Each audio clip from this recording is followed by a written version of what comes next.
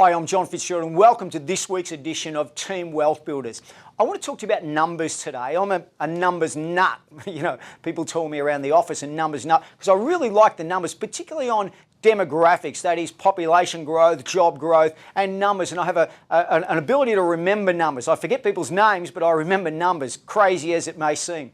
The numbers that I've really been focusing though on is the number of Australians that migrate here, our population growth, but also those turning 65, 60, 55, 50, etc. And what I find really interesting, there's around 5,000 Australians every week turning 65. But that's more than 6,000 every week turning 50. So what we're seeing is a massive growth in that baby boomers retiring, as I've always spoken about. It's going to increase by over 20% in the next 10 to 15 years. Now, what's also interesting about this demographic is that a lot of this demographic are single dwellers. That is, they live on their own. So what does that mean for housing?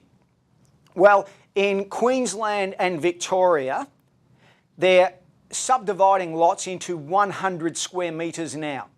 When I first started in this business, and you might have heard me say before, the average size block was 1,000 square metres, your old quarter acre.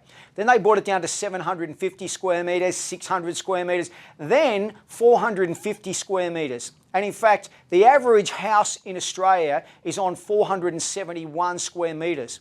But in 15 or 20 years, that will come down to, in my opinion, between 200 and 300 square metres as an average, because of the fact they're letting developments go through with even 100 and even 70 square metre blocks, 10 by 10 or 7 by 10.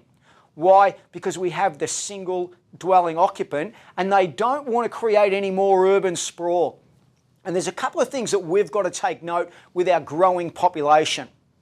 The government don't want to continually put infrastructure further out and further out, further out. They can't afford it. That is, more hospitals, more rail, more schools and infrastructure. What they want to do is build up the infrastructure that they've got internally and get that utilised. So if I go to do a subdivision today, instead of the council saying, as they would have done previously, okay, you've got to have a minimum size block of 600 square metres, they're saying to me now, you can have a maximum of 500 square metres. And we want you to do as many of them as possible at 100 square metres. How does that affect us as custodian and as wealth builders?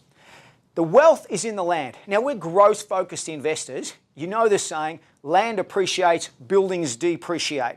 Because of the fact that we're growth-focused investors, I'm looking at the land and looking at its future use in the next 10 to 15, 20 years as we have more and more of our population turning 65 and turning 70 and living on their own. So you'll have dual and tri and quad occupancy.